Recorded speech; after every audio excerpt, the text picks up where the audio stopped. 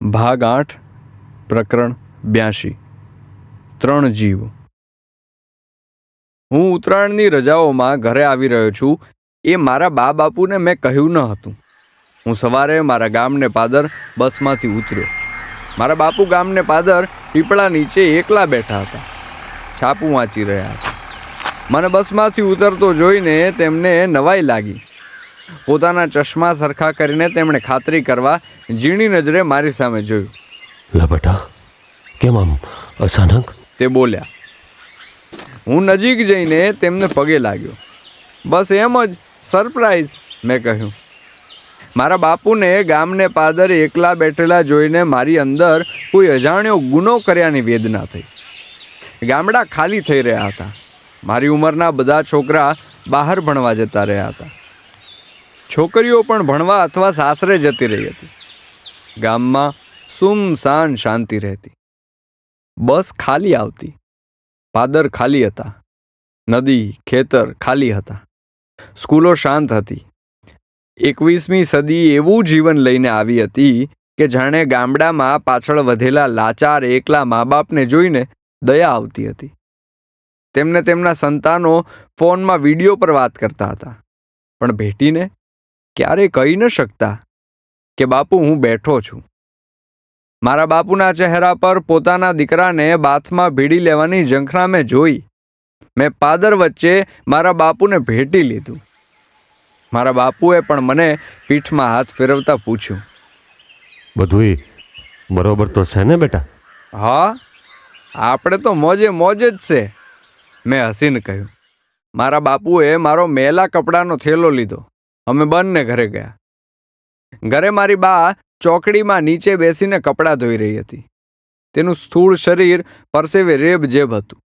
ડેલીમાં મને અને મારા બાપુને આવતા જોઈ જાણે તેના શરીરમાં જીવ આવ્યો હોય એમ તે ભીંતના ટેકે બેઠી થઈ. એક ક્ષણે મારી માનો એ ચહેરો જોઈને ફરી મારા મનમાં વેદના જન્મી. જાણે તેના મનમાં હું ભણવા ગયો હતો ત્યારથી અંધારું હતું અને હવે આજે મને જોઈને અંદર સૂરજ ઉગ્યો હતો. મેં તરત જ તેની નજીક જઈને તેને પગે લાગીને ભેટી લીધું. તેનું થાકેલું શરીર જાણે દીકરાની છાતી મળી હોય અને જીવનભરનો થાક ઉતારતું હોય એમ તે મને પકડી રહી.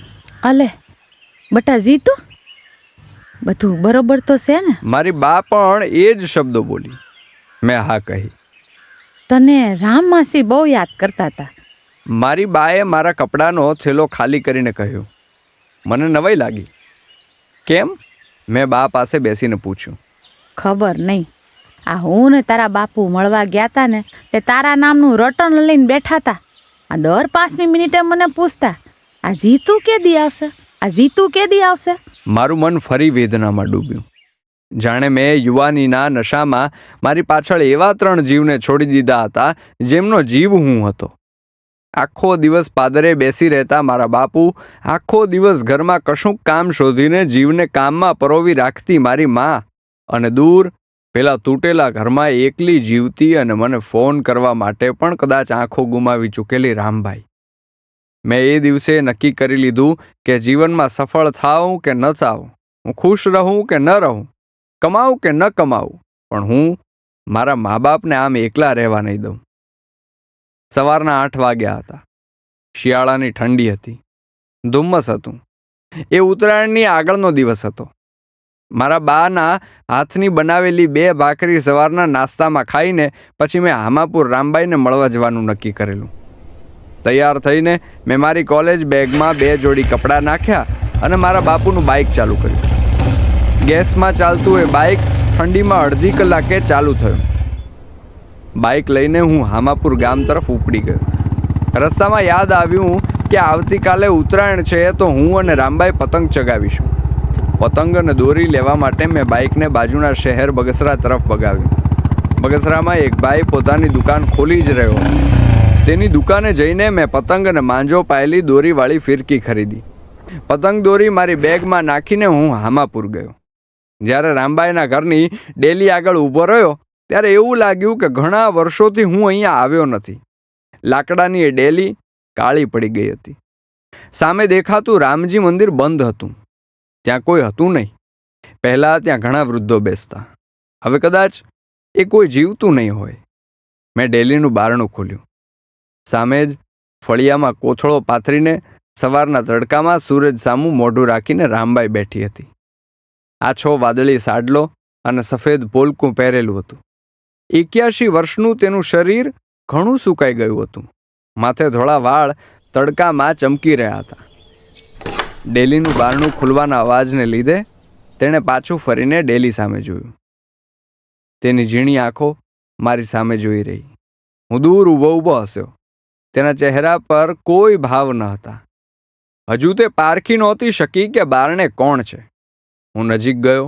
ફળિયામાં તેનાથી 2-4 ફૂટ દૂર ઊભા રહીને હું સતત રામબાઈના ચહેરા સામું જોઈ રહ્યો. તેની આંખો મારી સામે જ હતી. હજુ મને જોયો નહીં. હજુ મને ઓળખ્યો નહીં. મને છાતીમાં ફાળ પડી. કોણ છે ભાઈ તું? રામબાઈ બોલી. એ શબ્દો સાંભળીને મારા આખા શરીરના રૂવાડા ઊભા થઈ ગયા. માં, હું ભીની આંખે અને ધ્રુજતા સ્વરે બોલ્યો. મારી કોલેજ બેગ નીચે મૂકી રામબાઈ એ શબ્દ સાંભળીને સતત મારી સામું જોઈ રહી. ઘણી ક્ષણો સુધી તેના કપાળની કરચલીઓ બદલાતી રહી. સીધું છે? તે બોલી. મેં ખરતા આંસુડે માથું હલાવીને હા પાડી. મારી મૂંગી હાને એ સમજી ગયો હોય એમ બોલી. હાય વાઈફ મારે દીકુ, કેટલા વર્ષે ભૂલો પડ્યો. તે બોલી અને ઊભા થવા ફળિયા પર પોતાની હથેળીનો ટેકો રાખ્યો. પણ હું તરત જ તેની બાજુમાં જઈને બેસી ગયો અને તેના ખભે સ્પર્શીને તેને બેસાડી. મારે તેને ભેટી પડવું હતું. હું તેના પગના અંગૂઠે સ્પર્શીને પગે લાગ્યો. શિવસે બાપ શિવસે, તે બોલી. તેના અંગૂઠાની રજ મેં મારે એ કપાળે લગાવી. અમે બંને કશું જ ન બોલ્યા. રામબાઈની એ નીલી આંખો જોઈને મને ખબર પડી કે તેને હું દેખાતો ન હતો. કદાચ દેખાતો હોઈશ તો પણ ખૂબ ઝાંખો ચહેરો તે જોઈ શકતી હશે. તેની આંખો સતત મારી સામે હતી. ભીની થઈ રહી હતી. તમને સરખું સૂઝતું નથી માં? મેં રામબાઈની વધુ નજીક જઈને તેના જમણા હાથની હથેળી પકડીને કહ્યું. ના દીકુ, હવે લાંબુ નથી દેખાતું, સૂઝતું નથી કાંઈ, પણ ભાળવું શું બધુંય. તે બોલી. એક ક્ષણે મારી અંદર લાગણીઓના દરિયા ઉછળ્યા. તો રોટલી શાક કેવી રીતે બનાવો છો? હવે ગળવે ગળપણ ભૂખ ક્યાંથી? રોજ બપોરે 2 રોટલી સોડવી નાખું. એક બપોરે ને એક રાતે ખાઈ લઉં. તે બોલી. હું નિશબ્દ હતો. મને ખબર નહોતી પડતી કે મારી આ માને શું કહું. મેં પૂછ્યું, કેમ છે? મારા એ શબ્દો સાંભળીને એના ચહેરા પર મુસ્કાન આવી. અખંડ શાંતિ છે મારા ભાઈ, આનંદ આનંદ છે. તને કેમ છે? તેણે મારા હાથને સહારે મારા ચહેરાને શોધીને મારા ગાલ પર પોતાની ઠંડી હથેળી રાખીને પૂછ્યું. હું કશું જ ન બોલ્યો. કશું જ બોલી ન શક્યો. શું કહું તને માં? તારી આ ઘડપણની હાલત તો જો. સુકાઈ ગયેલા વૃક્ષ જેવું શરીર તો જો. માં, તને કેમ કહું કે મેં કેટલું ઉડી લીધું છે? તને કેમ કહું કે મારે તને ભેટી લેવું છે? તને કેમ કહું કે તારા આ તૂટેલા શરીરને મારે મારી અંદરની તાકાત આપીને બેઠું કરવું છે, અને તારી સાથે તારી આંગળી પકડીને મારે બાળક બનીને તારા ખેતરે ફરવા જવું છે? તને કેમ કહું કે માં, તારી સાથે જીવેલો ભૂતકાળ મારા રોમે રોમમાં અત્યારે ગાજી રહ્યો છે, અને મને નથી સમજાતું કે હું કેમ આજે તારે ફળીએ આવ્યો છું. હાલ, મારે તને ભણાવવી છે. ફરીથી તારી પાસેથી વાર્તાઓ સાંભળવી છે. તારી દેવડી દેખાડ મને. તે કેવું જીવ્યું એ તો કે. તું આખો દિવસ આ ઝૂંપડીમાં અને ઊંચી દિવાલો વચ્ચે શું કરે છે? તું કેમ જીવે છે એકલી? કઈ રીતે તારી અંદર આ 1000 સૂરજનું તેજ હજુય એવું જ ચમકે છે? એમાં એટલું તો કે તું શું ભાળે છે અત્યારે? તને ફળિયામાંથી ઓસરીમાં જવાની તાકાત છે? મારી અંદર જ્યારે ખૂબ બધા વિચારો અને લાગણીઓ ધૂણવા લાગી એટલે હું મારી જાતને રોકી ન શક્યો. મેં ધીમેથી ફળિયાની ઠંડી રેતીમાં મારા પગ લાંબા કરીને મારું માથું તેના ખોળામાં મૂકી દીધું. પંખીડું માળે પાછું આવ્યું.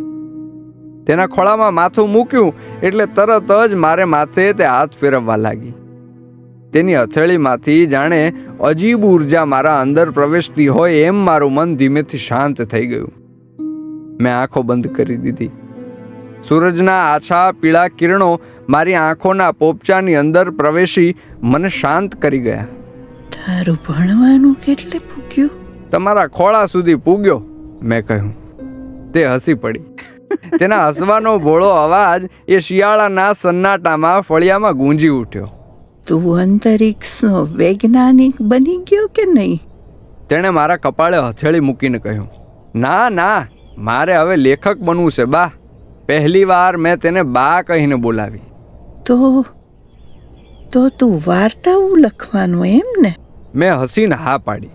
તમારી સત્યની ખોજ થઈ ગઈ? રામબાઈ બાળપણમાં મને કહેતી કે એને સતની ખોજ કરવી છે. હા. શું સત્ય છે? सत ही से क्या जगत में से हंधुई से ये બધુંય અંદર છે, બધુંય અંદરથી જ સન્મે છે. સુખડા અંદરથી, દુખડા અંદરથી, ખાલીપો અંદરથી ને પીડા અંદરથી સન્મે છે. આ સાતરા ભીતરની છે. બાય તો ખાલી. અંદરના પડકારા મુજબ શરીર હાલ્યા કરે છે. જીવ ફેરવે છે ને શરીર ફરે છે. પણ ભાઈ, આ તો અંદરની સાતરા છે. મેં અંદરથી પામ્યું કે મારે દીકરીને ભાળવી છે ને મેં ભાળી. સે ભાળી ગયો એ ભળી ગયો. તમારી ઉપર વાર્તા લખું? મેં હસીને પૂછ્યું. તે હસી પડી. મારી વાર્તામાં ક્યાં ઠેકાણું છે? તું તો અસલ વાર્તાઓ લખશે. મારા ચહેરા પર મુસ્કાન આવી. હું ચૂપચાપ તેને સાંભળવા માંગતો હતો. તેણે સૂરજ સામે જોતા જોતા મને કહ્યું, મારો વીરજી આવવાનો છે આજકાલમાં. ક્યાં? મને એ વાક્ય સાંભળીને નવાઈ લાગી. ઈ સૂરજ બાજુથી આવે છે ઘોડી લઈને. હજી પૂગ્યો ન થાય. મરદનો ફાળિયો સૂરજના કિરણો ઉપર કાળી ઘોડી દોડાવતો આવે છે. તને ડાબલા સંભળાય છે? મને રામબાઈની એ કલ્પના ખૂબ ગમી. સૂરજના કિરણોને રસ્તો બનાવીને એક યુવાન ધરતી તરફ, રામબાઈ તરફ આવતો હોય એ દ્રશ્ય મને ખૂબ ગમ્યું. મેં પૂછ્યું, કઈ ઘોડી છે? સિંહણ? હા, હું સિંહણ વિના મારો વીરજી બીજો એકેય ઘોડે ન સડે. એ તો વાવાઝોડાની જેમ ઉડતી આવે છે, હડાહડાટ બોલાવતી આવે છે. સોને સો. મારી રામબાઈ કેટલી સારી વાર્તાઓ કહેતી. બીજું શું થાય છે? મારે એ વાર્તા આગળ સાંભળવી હતી. અરે ચારેય બાજુ ઢોલ નગારા વાગે છે, પતંગિયા ઉડે છે. મારી આજુબાજુ તો શરણાયું વાગે છે. તને સંભળાય છે? હા, સો તો ખરા. મારા લગ્નની શરણાયું જેવી વાગતી હતી એવા અવાજ આવે છે. ઢોલના સાંભળા ફાટી જાય એવો ઢોલ વાગે છે. મારો વીરજી આવે છે, મને લેવા આવે છે. એ શબ્દો પૂરા થયા અને મારા કપાળ પર એક આંસુ ખર્યું. રામબાઈની આંખડીએથી વહેતું થયેલું એ આંસુ મારા માથે ખર્યું અને મેં આંખો ખોલીને રામબાઈ સામે જોયું. તેના ચહેરા પર મુસ્કાન હતી, જાણે વર્ષોથી રાહ જોતી હશે પોતાના વીરજીની. બીજું કાંઈ થાય છે? મેં પૂછ્યું. આકાશમાં તો વંટોળ નાસે છે. સારી બાજુ જો તો ખરા, પંખીડા છે, ફૂલડા ખરે છે ફળિયામાં. હે, મારા ઝૂંપડાને ઉડાડી નાખે એવો સકરાવો ઉપડ્યો છે. મારો વીરસી આવે છે, સૂરજ બાજુથી આવે છે. તું સૂરજ હામું તો જો. મેં સૂરજ સામું જોયું. મારી આંખો સૂરજના તેજને સમાવી ન શકી. મેં આંખો બંધ કરી દીધી. કદાચ રામબાઈની આંધળી આંખો જે ભાળતી હતી અને મને દેખાતું ન હતું. દેવુડી ક્યાં ગઈ માં? મેં પૂછ્યું. દેવુડી? તે મારો સવાલ સાંભળીને હસી પડી. એ તો આખી બીજી દુનિયામાં ગઈ છે. તને નથી કીધું મેં? તે ફરી હસી પડી. મેં રામબાઈના સાડલાનો પાલવ મારે માથે ઓઢીને સૂરજ સામું જોયું. હવે તે ચાંદા જેવો દેખાતો હતો. કદાચ એ સૂરજ તરફથી રામબાઈ પોતાના વીરજીને આવતો ભાળતી હશે. ઢોલ નગારા વાગતા હશે. લગ્નમાં વાગે એવી શરણાઈઓ વાગતી હશે. આકાશમાં વાવાઝોડા ઉભરાયા હશે. પંખીડાઓના ટોળાઓ અને રંગબેરંગી ફૂલડાઓ એ વાવાઝોડામાં ચારે તરફ ઉડતા હશે. કેવો અદ્ભુત નજારો જોતી હશે મારી રામબાઈ. દેવુડી તો આગ બની ગઈ છે. 2 દી પહેલા જ ઉડી ગઈ. હું ને દેવુડી ઓલી અંધારી ઓવડીમાં બેઠા બેઠા વાતું કરતા હતા. મને કે, માં હવે હું જાઉં છું, મારે સાસરીએ જાઉં છું. ફરી તેની આંખમાંથી આંસુ ખર્યું. ને મારી નજર સામે દેવુડી છોકરીમાંથી ધીમે ધીમે ઓગળી ગઈ ને મોટો તાપ હોય એવું શરીર બની ગયું. તેનું શરીર મારી ફરતે ફરવા માંડ્યું, જાણે અગન કન્યા. આખી અગ્નિ બની ગઈ. પાછી મારી હારે વાતોય કરતી હતી.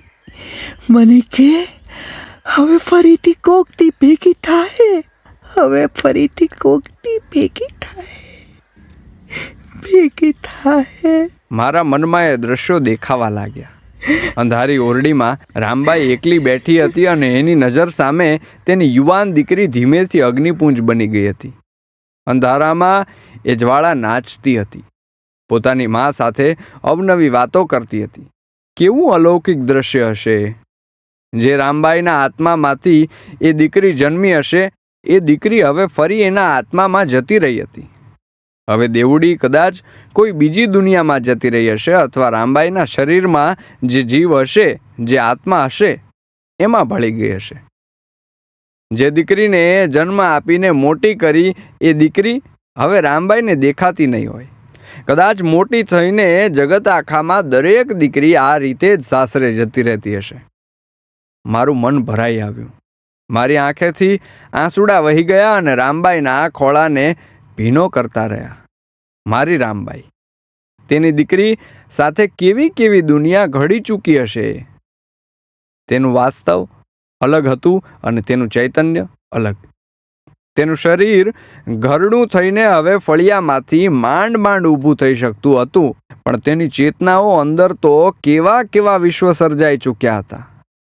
હું હળવેથી ઊભો થઈને મારી રામબાઈને ભેટી પડ્યો.